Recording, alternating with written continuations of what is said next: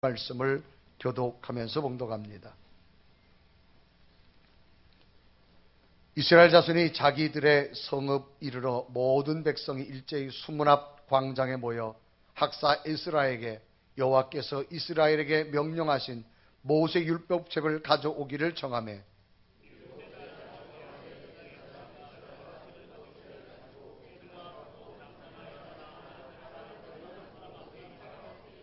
수문 앞 광장에서 새벽부터 정오까지 남자나 여자나 알아들을 만한 모든 사람 앞에서 읽음에 뭇 백성이 그 율법책에 귀를 기울였는데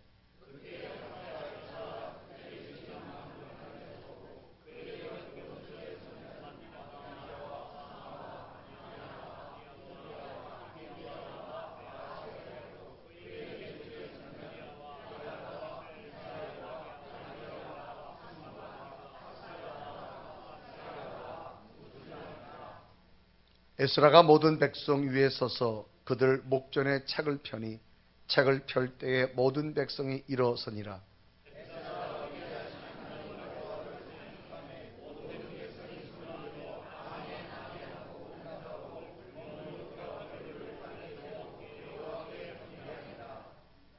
여수아와 바니와 세레바와 야민과 야굽과 사부대와 호디야와 마아세야와 그리다와 아사라와 요사밧과 하난과 블리야와 레위 사람들은 백성이 제자리에 서 있는 동안 그들에게 율법을 깨닫게 하였는데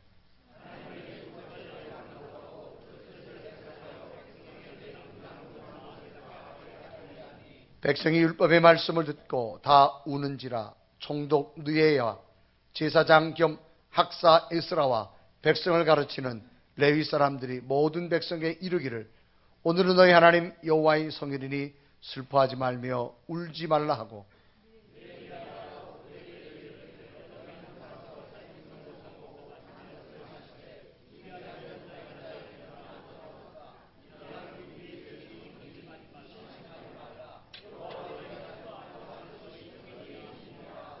레위 사람들도 모든 백성을 정숙하게 하여 이르기를 오늘은 성일이니 마땅히 조용하고 근심하지 말라 하니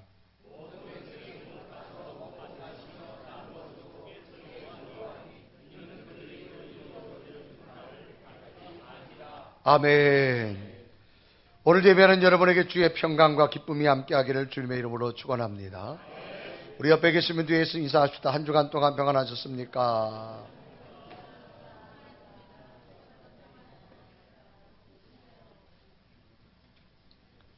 세계 역사 속의 한 사람을 소개한다면 이탈리아 출생의 1451년 출생인 탐험가 콜럼버스라는 사람을 소개할 수 있습니다. 이분은 42살 때에 인도로 가는 백기를 좀 찾아야 되겠다. 그래서 100여 명의 선원과 세 척의 배를 가지고 항해를 떠나기 시작합니다. 5년이 지난 후에 아메리카라고 하는 새로운 미지의 땅을 찾게 되어집니다. 그 아메리카 대륙을 발견했던 그 탐험, 생명과 목숨을 건 위대한 도전이었죠.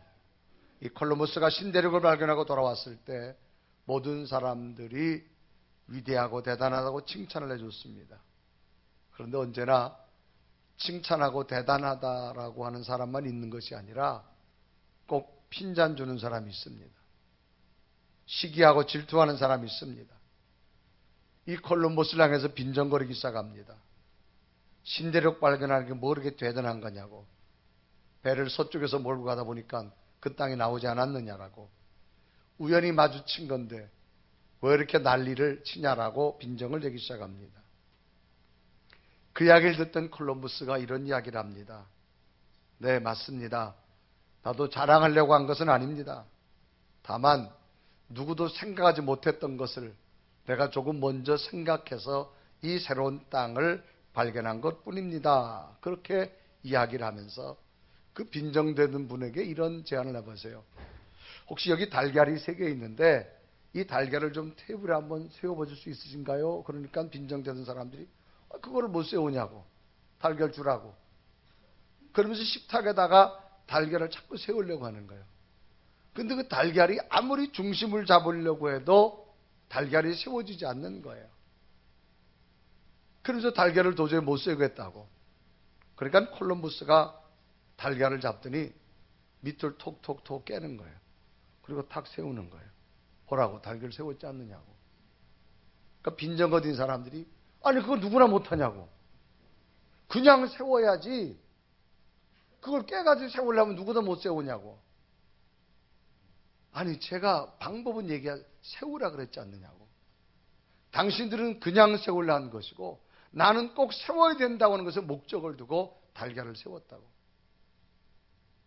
당신하고 나하고가 별 차이 없습니다. 나는 새로운 것에 대해서 모험을 도전한 사람이고 당신들은 새로운 것에 대해서 모험을 도전하지 않은 사람, 그 차이라고 이야기합니다. 그러니까 빈정대던 사람이 자리를 슬슬슬슬 피했다고 합니다. 오늘 우리는 또 주일날 어김없이 하나님 성전의 예배의 자리에 왔습니다.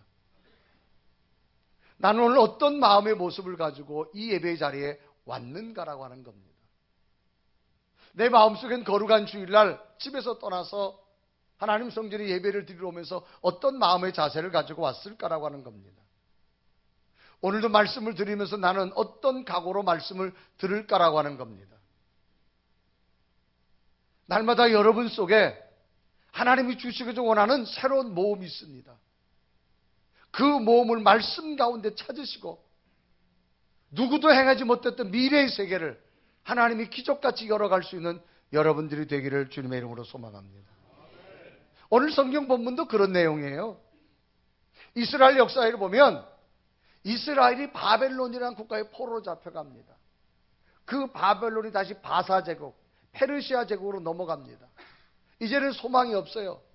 그런데 백성들은 하나님 앞에 기도합니다. 하나님은 그 기도를 들으시고 페르시아 제국의 고레스라는 왕의 마음을 움직입니다.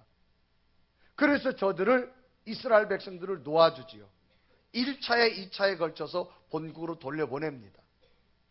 심지어는 이스라엘 백성들이 하나님을 섬기니까 다시금 본국에 돌아가서 하나님의 성전을 세울 수 있는 재료까지 줍니다. 그래서 본국에 돌아와서 하나님의 성전을 세웁니다. 오랜만에 돌아왔지요. 성전을 세워도 아직도 마음에 갈등이 있고 어떻게 살아가야 될지 모르는 두려움을 가지고 있습니다. 이제 성전을 세운 지 7개월이 지났습니다. 이제 7째 달 초하루에 모든 백성이 수문 앞 광장에 모였습니다.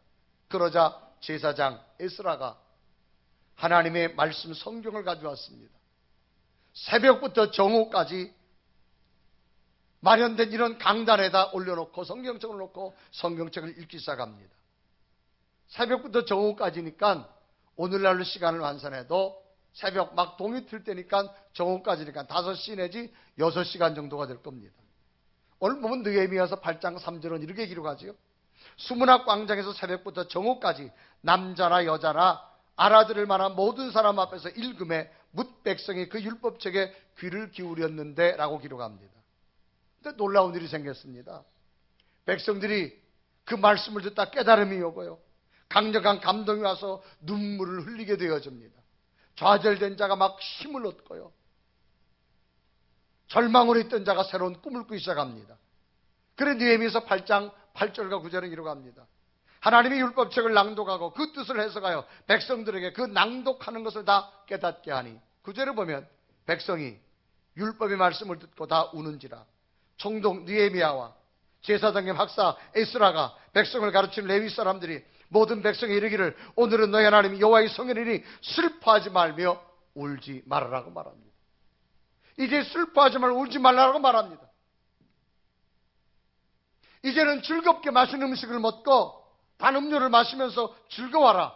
이제 하나님이 너희들에게 힘이 될 거라고 선포합니다. 그래서 10절에 가보면 느헤미야가 또 그들에게 이르기를 너희는 가서 살찐 것을 먹고 단 것을 마실 때 준비하지 못한 자에게는 나누어주라. 이날은 우리의 성일이니 근심하지 말라. 여호와를 인하여 기뻐하는 것이 너희의 힘이라고 말합니다. 왜 너희들이 좌절하고 있냐 이 말입니다. 이제 본국으로 돌아왔지 않느냐? 예루살렘 성전도 건축하지 않았느냐?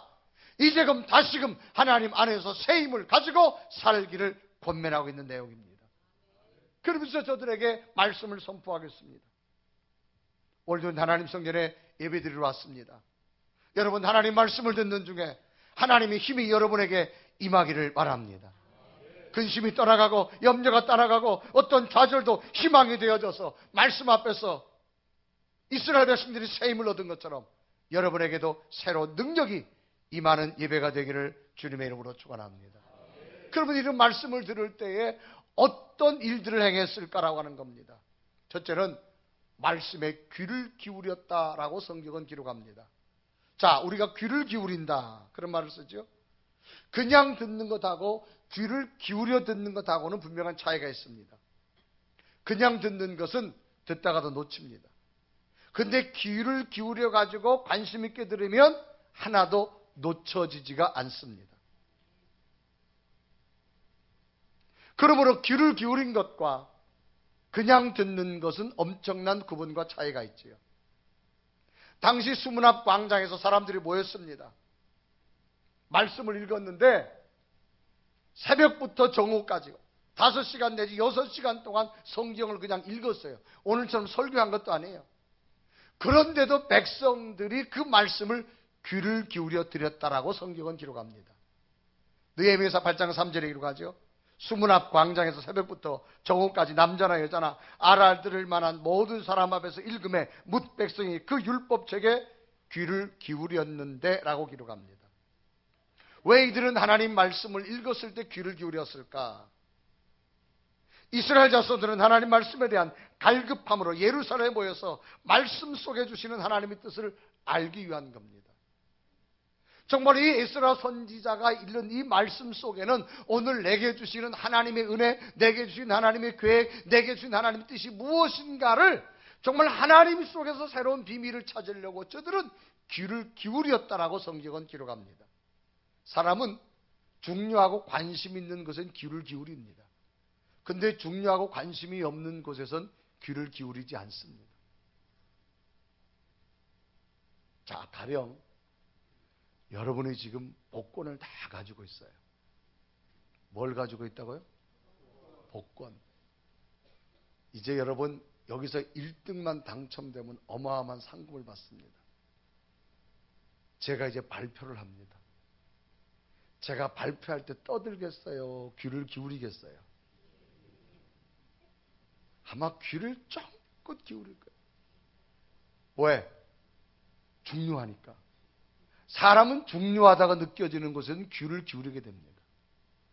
이들은 지금 에스라가 하나님 성경을 읽는데 귀를 기울였다라고 성경 기록합니다. 왜? 하나님의 뜻을 알려고, 하나님의 계획을 알려고, 하나님이 내게 주신 새로운 능력을 얻으려고. 그래서 이스라엘 백성들의 관심은 오로지 하나님 말씀에 있었습니다. 그래서 이들은 에스라가 전하는 이 하나님의 말씀을 듣기 위해서 새벽부터 정오까지 얼마나 중요한 말씀을 듣는지 귀를 기울여가지고 말씀 읽는 것을 듣기 시작합니다. 이들은 페르시아 제국에 있다가 고국으로 돌아왔지만 어떻게 살아가야 될지를 모릅니다. 절망과 좌절할 수밖에 없었습니다. 그래서 이제 에스라가 전하는 말씀 속에서 새로운 힘을 얻고자 그 말씀을 읽을 때마다 귀를 쫑긋쫑긋 세워가면서 귀를 기울여 말씀을 들었다라고 성경은 기록합니다. 사람이나 짐승이나 모두 귀를 가지고 있죠. 그런데 짐승과 사람이 다른 점이 뭐냐? 짐승은 귀를 막 움직입니다. 그래서 지금 짐승이 내 소리를 듣는가 안 듣는가 보면 이 귀를 보면요, 이 짐승들은 귀를 막 움직입니다. 아, 그러면 소리를 듣고 있구나라고 하는데 사람은 귀가 안 움직입니다. 이 짐승들은 귀담아 듣는 것은 귀가 움직이는 거 보면 알 수 있어요. 사람의 귀는 움직이지 않습니다. 그럼 왜 사람의 귀는 움직이지 않을까? 사람은 귀로 듣지만 더 중요한 것은 그 듣는 것에 마음을 두느냐 안 두느냐의 차이입니다. 짐승은 그것을 소중하게 여기면 귀를 움직여서 듣는데 사람은 귀가 움직여지지 않습니다. 무엇이 같이 움직여야 되느냐? 마음이 같이 움직여져야만 됩니다. 우리는 그것을 귀를 기울인다 그런 얘기입니다. 그러니까 소리만 잘 듣는 것이 아니라 그 소리 속에 담겨져 있는 내용을 내 마음으로 잘 받아들인다, 그런 이야기입니다. 듣기는 귀로 듣지만 여기에 마음이 포함되지 않는 것은 귀를 기울인다라고 말하지 않습니다. 귀를 기울인다는 얘기는 듣는 것도 중요하지만 거기에 내 마음도 함께 들어가 있는 것을 귀를 기울인다 말합니다. 사람이 귀를 기울이면 한마디도 놓치지 않습니다. 그런데 귀를 기울이지 않으면 놓쳐집니다. 이렇게도 설명할 수 있겠죠. 어린아이를 키우는 엄마는 주변에 많은 소리를 듣습니다. 그러다가도 자기 아이의 울음소리를 딱 듣는 순간은요, 그 소리를 놓치지 않습니다. 왜? 늘 마음이 그 아이와 교통하기 때문에. 그래서 그 아이가 지금 울거나 그 아이가 넘어졌거나 그러면 똑같은 아이의 울음소리를 들어도 자기 자녀의 엄마는 저 아이가 지금 배고파서 우는지, 아파서 우는지, 추워서 우는지, 몸이 안 좋아서 우는지, 왜? 그 아이의 울음소리만 들으면 분석할 수 있습니다. 왜? 거기에 귀를 기울이기 때문입니다. 귀를 기울인다는 얘기는 놓쳐지지 않습니다. 중요한 것을 반드시 들으면서 그것을 얻게 되어집니다. 오늘 이스라엘 백성들은 에스라가 하나님 성경을 무려 5시간 내지 6시간 동안 읽는데 그들은 말씀을 하나도 놓치지 않고 귀를 기울였다라고 말합니다. 오늘 우리도 설교를 듣습니다. 어떤 모습으로 우리가 설교 말씀을 듣고 하나님 말씀을 들어야 될까요? 귀를 기울인다는 얘기는 여러분이 마음속에 오늘 설교 말씀 속에 내게 주시는 어떤 하나님의 희망과 어떤 메시지와 어떤 뜻이 있을까를 찾을 때는 귀를 기울여집니다. 그런데 귀를 기울이지 않는다는 얘기는 놓치는 말씀들이 많이 있다 이 말입니다. 그런데 이스라엘 백성들은 에스라가 하나님 말씀을 낭독하고 읽을 때 저들은 귀를 기울이기 시작합니다. 오늘도 말씀을 듣습니다. 과연 내가 말씀을 들을 때 귀를 기울이는 내 모습인가? 아니면 귀를 기울이지 않고 흘러보내는 내용의 이야기인가? 열왕기상 17장에 보면 한 여인이 소개됩니다. 이름은 나와 있지 않는데 그 여인의 살아가는 모습인데 홀로 살아가는 과부라고 말합니다. 동네는 사르밧이라는 동네예요. 이때 배경은 엘리야라는 선지자가 있던 시대입니다. 아합 왕이 있었고요. 그 아합 왕이 하나님을 믿지 않으니까 엘리야가 가서 하나님께 돌아오라고 늘 권면합니다. 그런데 아합 왕이 하나님께로 돌아오지 않습니다. 결국 하나님께서는 엘리야를 통해서 이스라엘 땅에 앞으로 이슬도 내리지 않고 비도 내리지 않을 거라고 말합니다. 대가뭄을 선포합니다. 그 정말로 이슬도 안 내리고 비도 내리지 않습니다. 사막성 기후에 비가 없는, 이슬이 없는 그때에 이제 수분이 더 필요하겠죠.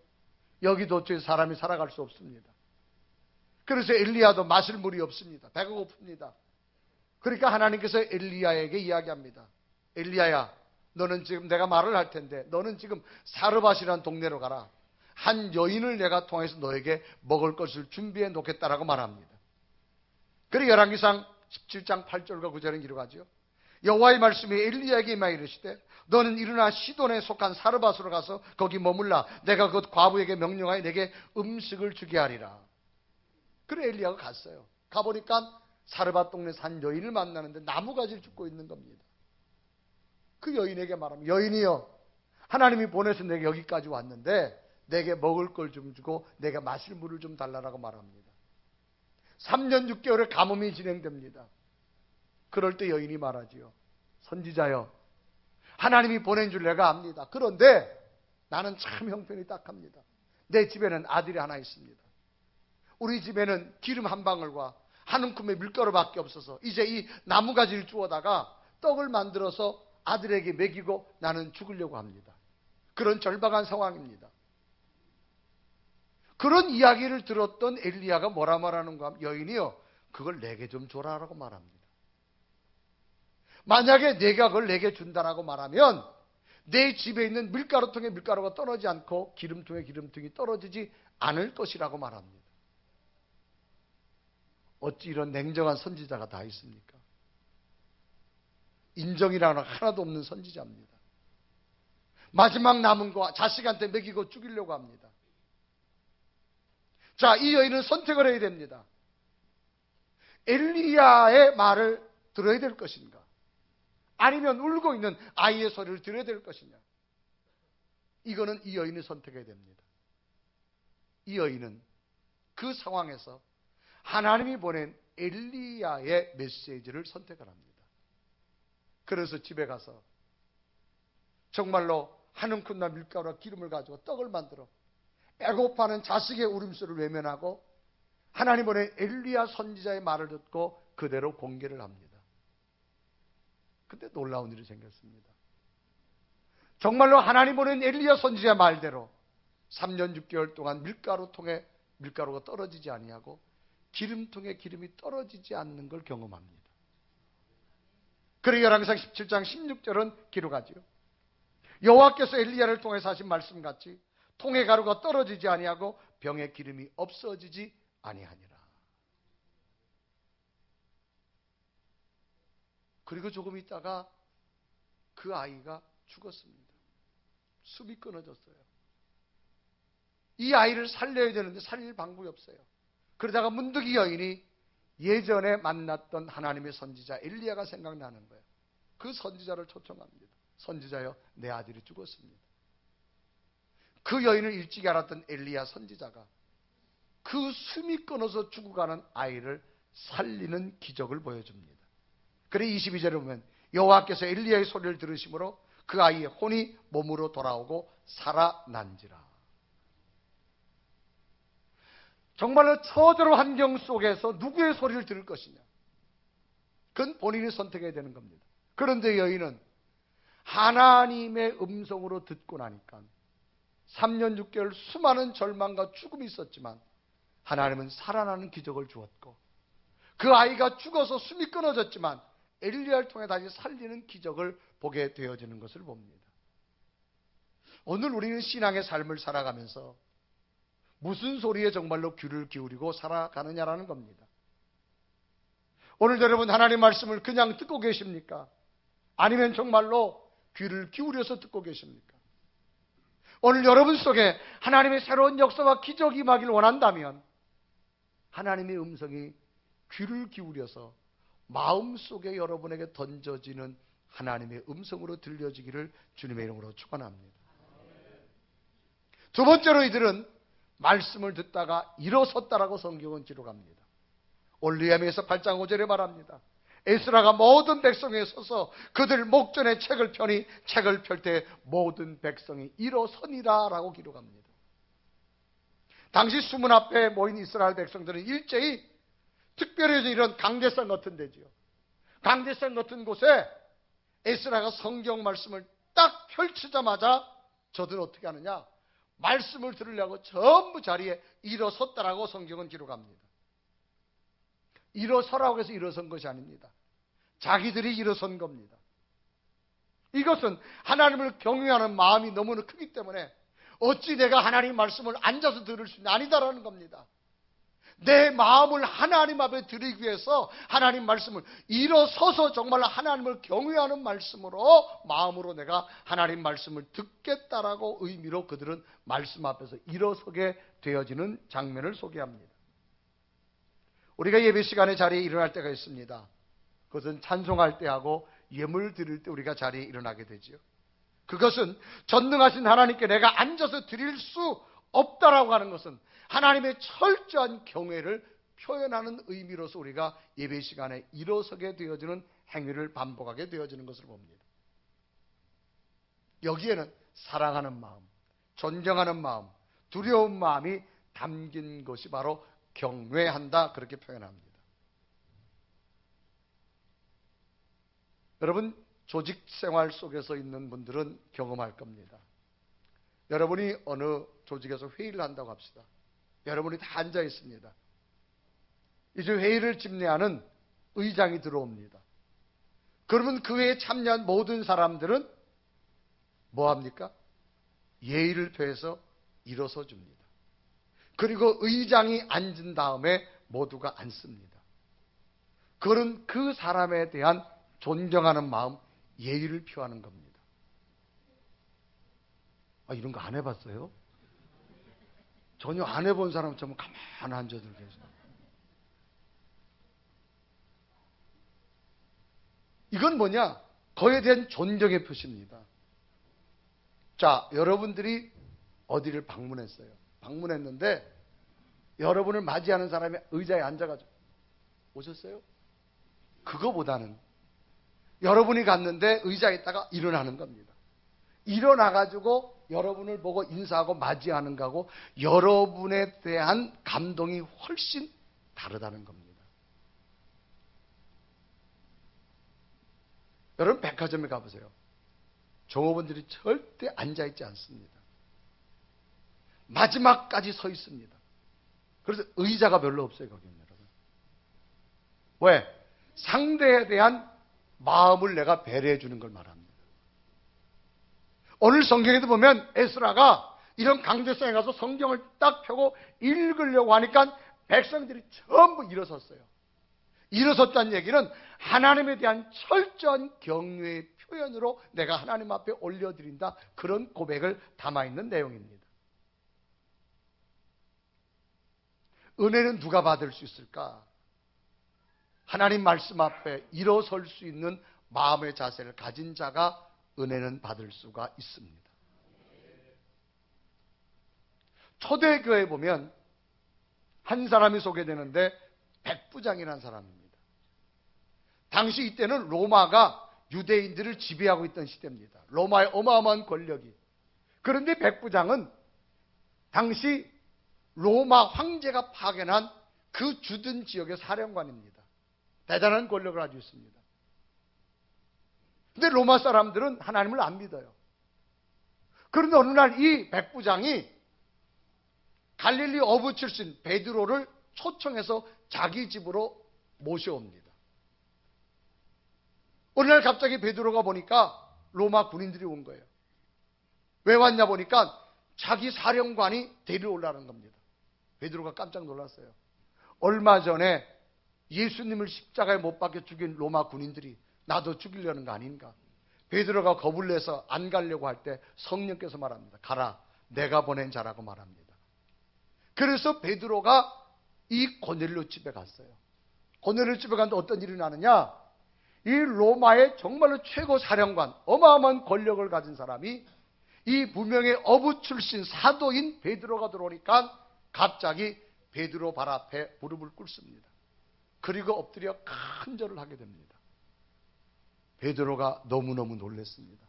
놀래가지고 나도 사람, 나는 하나님이 아니고 내가 사람이라고 말합니다. 이때 장면을 사도행전 10장 25절과 26절에 이렇게 합니다. 마침 베드로가 들어올 때 고넬료를 맞아 발 앞에 엎드려 절하니 베드로가 이렇게 이르되 일어서라, 나도 사람이다 그랬습니다. 이 로마의 최고 사령관이 지금 어부 출신인 이 무명의 베드로 앞에 무릎을 꿇고 엎드리는 겁니다. 그리고 말씀을 전해달라고 말하는 겁니다. 그래서 베드로가 너무 놀라서 그곳에 가서 말씀을 증거했는데 어떤 역사가 나냐? 성령이 그 말씀을 듣는 온 집에 임했다라고 성경은 기록합니다. 그래서 사도행전 10장 44절에 오면 베드로가 이 말을 할 때에 성령이 말씀을 듣는 모든 사람에게 내려오시니 그랬습니다. 사람은 자기 가는 곳에 목적지가 있습니다. 학교를 가는 학생은 공부하러 갑니다. 운동장 가는 사람은 운동하러 갑니다. 여러분 오늘 이 아침에 교회 오셨잖아요. 여러분 교회 오신 이유는 은혜 받으러 온 겁니다. 말씀 들으러 온 겁니다. 은혜 받고 돌아가는 예배 시간 되기를 바랍니다.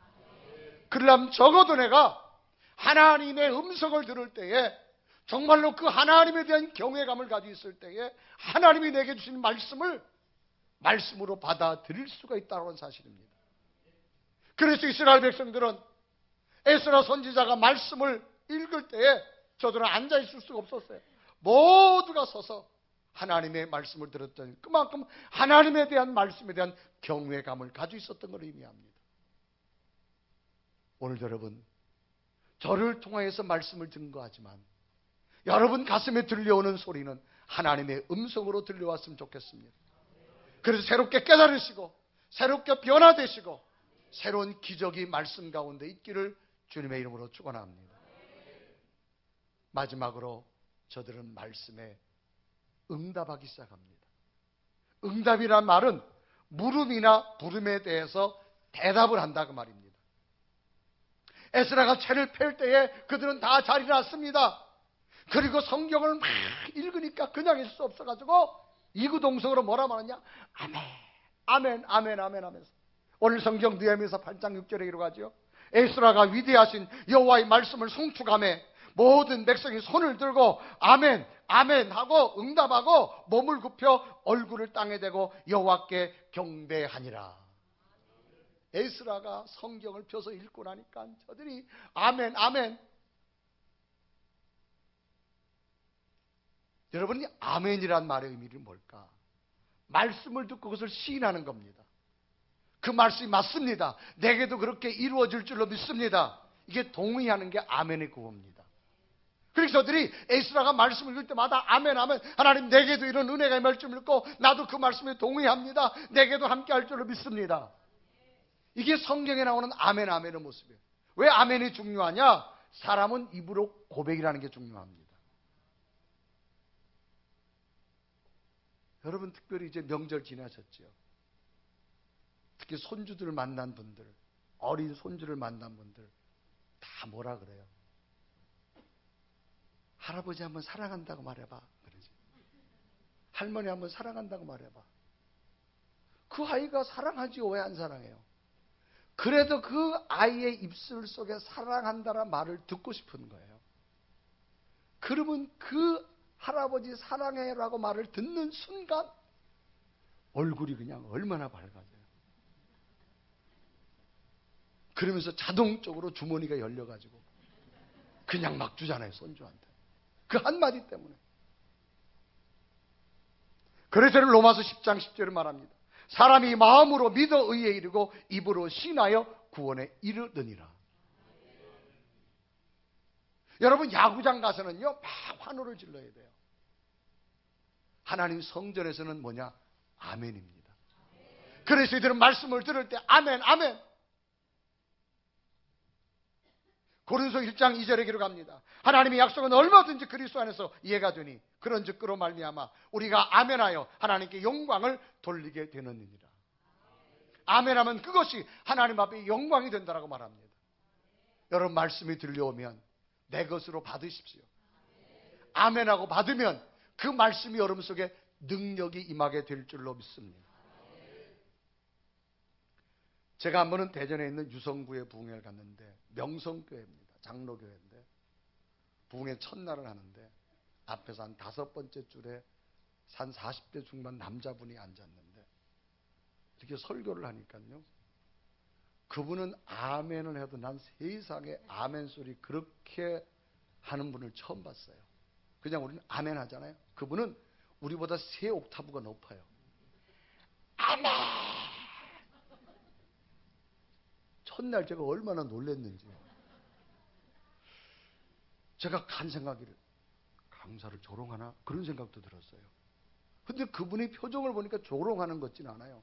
근데 그게 하여간 연속적으로 아멘 아멘 나오는 거예요. 그러니까 다른 교인들은 아예 그러려니 해 그 사람을 보고. 반응을 안 하는데 저는 그런 아멘 소리를 처음 들어보니까 하여간 3옥타브 아멘 하는 거예요. 그리고 첫날 집회가 마치고 그 목사님하고 물어봤지. 목사님 그 앞에 있던 남자분 집사님 같은데 그분 좀 아멘 소리가 좀 독특하네요. 그러니까 그 원래 집사님 원래 그렇게 한대. 오늘은 그래도 덜한 거래 그게. 강사님 놀랄까 봐. 그러냐고. 근데 그분 뭐 하시는 분이에요? 그러니까 여기 카이스트 대학의 박사래. 교수님이래 교수님. 그 얘기를 딱 듣는 순간 그래도 카이스트 대학의 교수 정도 되려면 굉장히 학문적인 수준이 높은 분이잖아요. 그분이 그 아멘을 하는데 3옥타브가 높게 하는 거 보니까 갑자기 제가 은혜가 되더라고요. 그 다음부터는 제가 그 사람 얼굴만 쳐다봤어요. 여러분 하나님의 말씀을 아멘으로 받을 수 있는 믿음이 되길 바랍니다. 그래야만 거기서 역사가 나타나는 거예요. 하나님의 말씀을 대충, 여러분 귀담아 들은 것은 절대 안 잊어먹어요. 여러분 지난주 설교 제목 물어볼까요? 아는 사람 별로 없을걸요. 근데 여러분 내가 귀담아 들은 것은 절대 안 잊어버립니다. 오늘 여기 에스라 성경을 읽을 때 저들은 귀를 그냥 기울여 듣게 돼가지고 아멘을 고백하게 돼가지고 일어서서 듣게 돼가지고 오늘 성경은 아멘 아멘 했다 그랬습니다. 그러니까 어떤 역사가 나타나느냐? 오늘 성경에 보면 느헤미야 8장 8절에 깨닫는 은혜를 주셨다 그랬습니다. 오늘 8절에 말하죠. 하나님이 율법책을 낭독하고 그 뜻을 해석하여 백성에게 그 낭독하는 것을 깨닫게 하니 그랬습니다. 여러분 깨닫는다는 말은 뭐예요? 진리나 이치를 느껴서 안다는 거예요. 사람은 자기가 느껴서 알아야 돼요. 사람은 느껴서 알면 방향이 바뀌어집니다. 여러분 자녀들은 공부해라 공부해라 본인이 공부해야 된다는 것을 깨달아주면 합니다. 이 느끼는 게 참 중요해요. 또 우리가 신앙생활 잘해야 되겠다. 말씀을 듣고 깨달아지면 하게 될 줄로 믿습니다. 두 번째는 뭐냐? 회개의 은혜를 주었다 그랬습니다. 구절을 보니까 백성이 율법의 말씀을 듣고 다 운이라 말씀을 듣다가 그냥 막 회개하면서 울음이 터졌다 그 말이에요. 왜 우리에게 회개가 안 나올까요? 말씀을 듣는 우리의 심령이 이런 마음이 없어요. 그냥 다 흘려보냅니다. 하나님 말씀에 대한 경외가 없습니다. 내게 아멘의 고백도 없습니다. 그러니까 내 심령의 변화가 안 일어나는 거예요. 세 번째는 평안의 즐거움이 저들에게 임했다 그럽니다. 오늘 12절에 보면 모든 백성이 곧 가서 먹고 마시며 나누어 주고 크게 즐거워하니 이는 그들이 그 읽어준 말을 밝히 압니다. 두려움이 사라지고 걱정이 사라지고 즐거움과 평안이 오게 된 줄로 믿습니다. 이게 어떨 때 나타나느냐? 하나님 말씀을 들을 때 이런 역사가 나타나더라는 겁니다. 오늘도 하나님 성전에 예배하러 나온 여러분, 우리 하나님이 주신 은혜 받으러 왔잖아요. 세상에 줄 수 없는 평안을 찾으러 왔잖아요. 하나님의 새로운 비밀을 발견하러 왔잖아요. 말씀을 들을 때 이런 역사가 일어나시길 바랍니다. 테리 앤더슨이라고 하는 미국 사람입니다. 이분은 미국의 AP통신 기자입니다.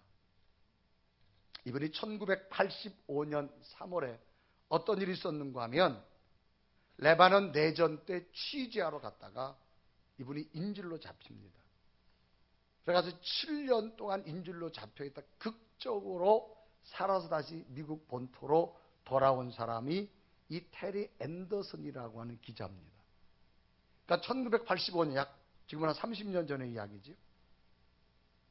이분이 그러니까 잡혀가기 한 해 전에 이제 결혼을 하려고 자기 이제 결혼 대상자 집을 찾아갔는데 시골집이었어요.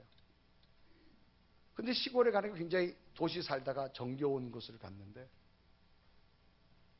그래 이제 결혼할 여인과 이렇게 시골을 산책하다 보니까 시골집에 조그마한 예배당 하나를 발견하는 거예요. 그런데 종탑에 십자가 하나 있는데 이상하게 이 앤더슨이 그 십자가를 보는 순간 마음이 뭔지 모르게 강력한 게 막 자기 속에 오는 거예요. 이상하다, 내가 왜 그러지? 이 사람도 이 청년도 어렸을 땐 교회를 다니다가 후에는 공부를 하고 나서 교회를 안 다녔어요. 심지어는 자기 자신이 무신론자라고 할 만큼 하나님을 거부했습니다. 그러다가 시골 교회 가가지고 교회 종탑에 십자가를 보는 순간 뭔지 모르게 자기 몸이 막 요동치는 거예요. 그래가지고 이상하다 싶어가지고 식사를 하고 이제는 자기 결혼할 여인이 아니라 혼자서 다시 그 조금 전에 바라보았던 교회로 왔어요. 그래서 문을 열고 들어가니까 시골교회 조그만데 아무도 없어요. 앞에 십자가 걸려 있어요. 그래서 자기도 모르게 교회 앞으로 강단 앞으로 쭉 갔다 그래요. 갔는데 의자 위에 성경책 하나 이렇게 펴 있는 거예요. 그래서 자기도 모르게 앉아가지고 펴 있는 성경을 이렇게 읽었다고 합니다. 읽었는데 마치 로마서 5장 3절과 4절 말씀이에요. 거기 보니까 우리가 환난 중에도 즐거워하나니 이는 환난은 인내를, 인내는 연단을, 연단은 소망을 이루는 줄 알미로라. 이 두 구절을 자기도 모르게 읽는데 갑자기 자기 마음속에 아멘 하고 나오더라는 거예요. 그러면서 자기 속에 예수 그리스도의 감격과 은혜가 막 채워지더라는 거죠. 그리고 난 후에 그 다음에 이 사람은 취조 활동하다가 레바논 전투 때에 인질로 잡혀갔어요. 그러다가 7년 만에 미국 본토로 들어왔는데 자기가 7년 동안 인질로 있다가 살아나온 자체가 기적이었고, 또 하나는 자기가 정말로 7년 동안 포로 생활할 때에 누가 보아도 자기는 살 수가 없었대요. 얼마나 그 포로 생활이 힘들었으면. 그런데 내가 포로 생활에서 이길 수 있었던 것은 그 시골교회 가가지고 읽었던 말씀이 생각나더라는 거예요. 우리가 환난 중에도 즐거워하나니 이는 환난은 인내를 연단은 소망을 이루는 줄 알미니라. 이 말씀이 다 자기가 묵상했대요. 이 말씀을 늘 가슴에 되새겼대요. 그러다 보니까 나도 모르게 정말로 처절한 고난과 절망 속에도 이제 살 수 없는 죽음이 와도 두렵지 않고, 하나님이 나와 함께한다, 하나님이 나를 도울 거다, 하나님이 나와 함께할 것이다, 이런 희망이 생기더라는 거예요. 그래서 7년 만에 자기가 인질포로에서 석방된 것은 내가 말씀으로 묵상하고 말씀 믿었던 그 능력이 하나님의 능력으로 내게 임하였다라고 그는 죽음의 순간에서 돌아와서 간증을 하게 되어지는 걸 봅니다. 오늘 우리에게 새로운 희망을 주는 메시지가 뭘까요? 여러분, 책이 사람을 변화시키지 않습니다. 아무리 많은 교육이 중요하지 않습니다. 하나님 말씀이 우리 속에 임해야 될 줄로 믿습니다. 그 하나님 말씀이 내게 임하고 나면요, 나를 새롭게 이끕니다. 나를 변화시켜 줍니다. 나를 치유하십니다. 내게 새로운 꿈을 줍니다. 인간이 할 수 없는 새로운 기적 같은 역사가 말씀 가운데 일어나게 될 줄로 믿습니다. 그러므로 여러분, 오늘 에스라 광장에서 모여서 이 말씀을 듣고 새 모든 이 백성들처럼 말씀에 귀를 기울이시고 정말로 말씀을 경외하시고 더 나아가서는 아멘으로 고백할 때 이런 말씀에 살아있는 기적이 오늘 여러분에게도 임하기를 주님의 이름으로 축원합니다. 우리 한번 고백하며 찬양할까요? 그러므로 우리는 하나님 안에 거합니다. 나의 하나님이 되십니다. 모든 환난 가운데 나를 지켜줍니다. 내가 두려워하지 않습니다. 그 하나님을 내가 부르면서 하나님 나와 함께함을 나는 믿습니다. 우리 고백하며 하나님 앞에 찬양합니다. 나의 안에 거하라. 나는 내 하나님이니 모든 환난 가운데